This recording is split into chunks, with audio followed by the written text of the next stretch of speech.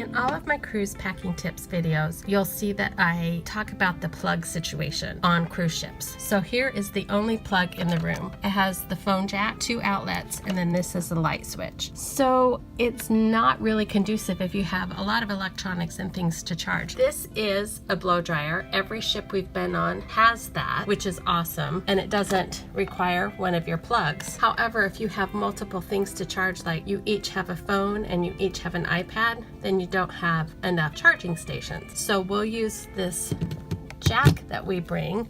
This will give us 2 plugs as well as 2 USB outlets.